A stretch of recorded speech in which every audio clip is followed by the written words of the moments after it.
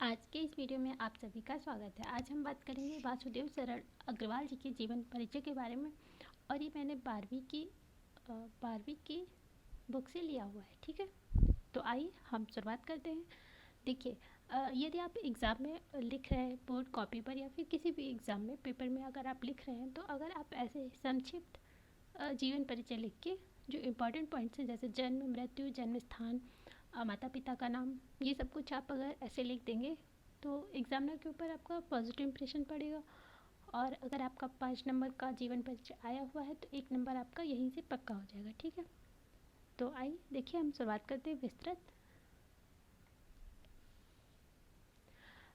वासुदेव शरण अग्रवाल जी का जन्म सन 1904 ईस्वी को मेरठ के खेड़ा नामक ग्राम में हुआ था।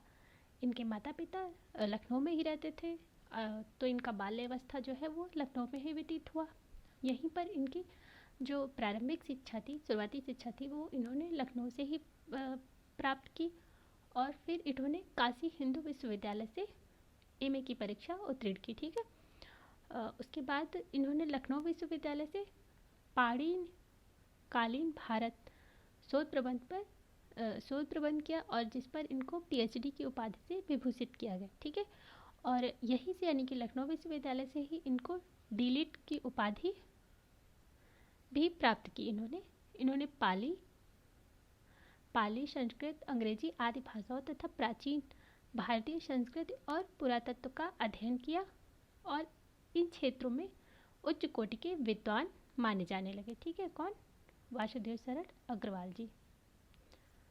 और डॉक्टर अग्रवाल जी लखनऊ और मथुरा के पुरातत्व संग्रहालयों में निरीक्षक और केंद्रीय पुरातत्व विभाग के संचालक और राष्ट्रीय संग्रहालय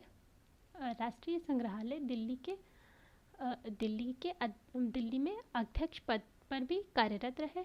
कुछ समय तक इन्होंने काशी हिंदू विश्वविद्यालय में इंडोलॉजी विभाग के अध्यक्ष पर भी काम किया या फिर अध्यक्ष पद पर भी कार्यरत रहे।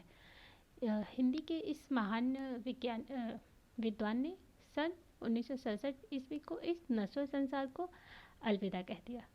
ठीक, अब हम जानेंगे इनका साहित्यिक योगदान।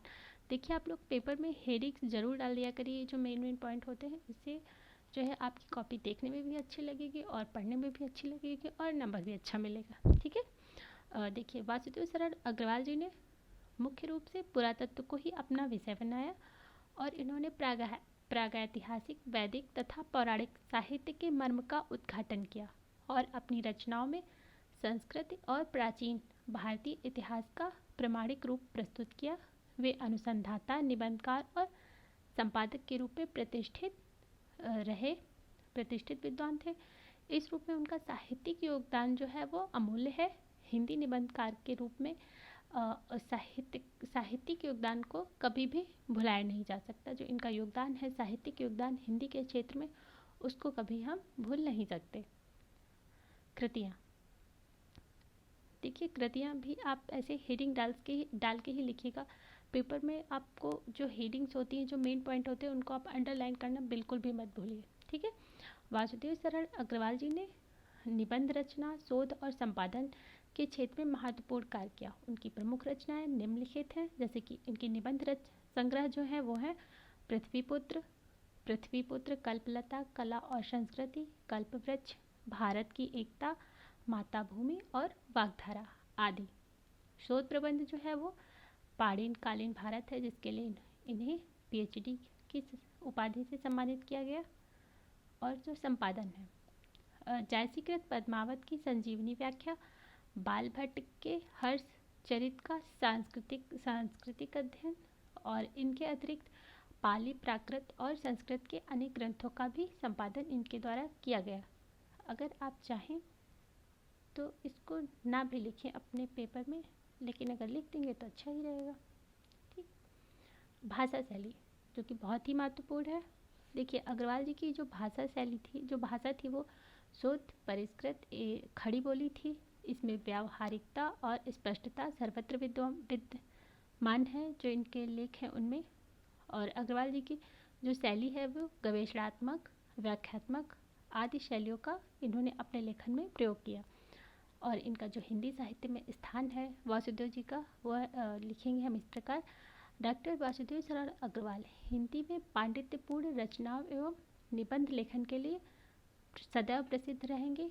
पुरातत्व व अनुसंधान के क्षेत्र में इनके जैसा व्यक्तित्व ढूंढ पाना बहुत ही कठिन है। उन्हें विद्वान, टीकाकार एवं साहित्यिक ग्रंथों के कुशल संपादक के रूप में सदैव याद रखा जाएगा। ठीक है, हिंदी के विचार प्रधान निबंधों के क्षेत्र में उनका अविस्मरणीय योगदान है। और होप्स आप लोग को वीडियो अच्छा लगा होगा, हेल्पफुल भी लगा होगा। अगर आपको अच्छा लगे और हेल्पफुल लगे तो प्लीज़ चैनल को सब्सक्राइब करिए और शेयर ज़रूर करिए। Thank you and God bless you all.